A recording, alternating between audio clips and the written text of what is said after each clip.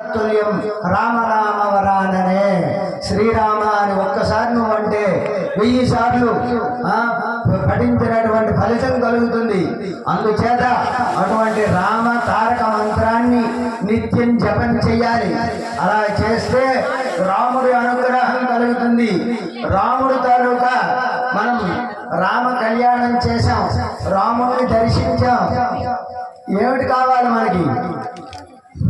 ఏమిటి అడగాలి అంటే, ఎప్పుడు కోవిల్లోకి వెళ్ళి మా పిల్లడికి పెళ్ళి అవ్వలేదనో, లేకపోతే అబ్బాయికి ఉద్యోగం రాలేదనో, లేకపోతే వాళ్ళిద్దరికి సంతానం లేదనో ఇవి అడగడం కాదు.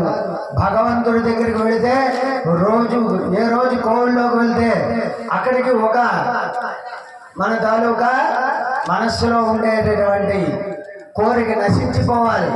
అంటే మనం చెయ్యవలసిన కర్తవ్యం ఏమిటి? మనం ఎంతలో ఉంటే అంతలో ధర్మంగా బతుకుతున్నావా లేదా? రామో విగ్రహవాన్ ధర్మ. రాముడు ధర్మాన్ని పోస్తే ఒక విగ్రహం అయితే అది రాముడు. అనుక్షణం ధర్మాన్ని ఆచరించాడు. ధర్మాన్ని కాపాడటం అంటే దానికోసం మనమేదో వెళ్ళి అందరికీ మీరు ధర్మం చెయ్యండి అన్నం కాదు.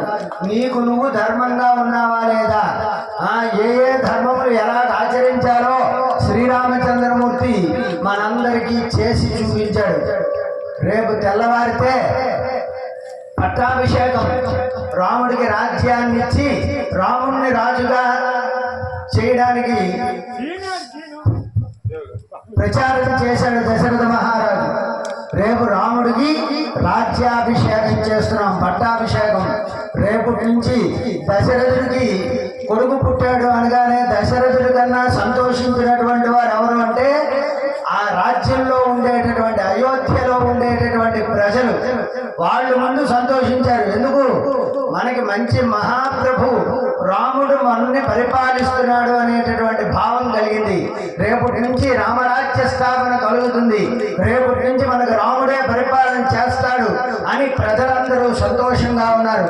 అలాగే ఆ సమయంలో అప్పుడు రేపే రాజ్య పట్టాభిషేకం అని చెప్పగానే ఆ రోజు రాత్రి మందర చెప్పినటువంటి మాటను విని కైకమ్మ దశరథుడిని పిలిచి 3 కోరికలు అడిగింది. ఏమిటి అంటే, ఒకటి, నా కొడుకైనటువంటి భరతుడికి పట్టాభిషేకం చేయాలి. రాజ్య పట్టాభిషేకం భరతుడికి చేయాలి. అలాగని భరతుడికి పట్టాభిషేకం చేయమని ఊరుకుందా?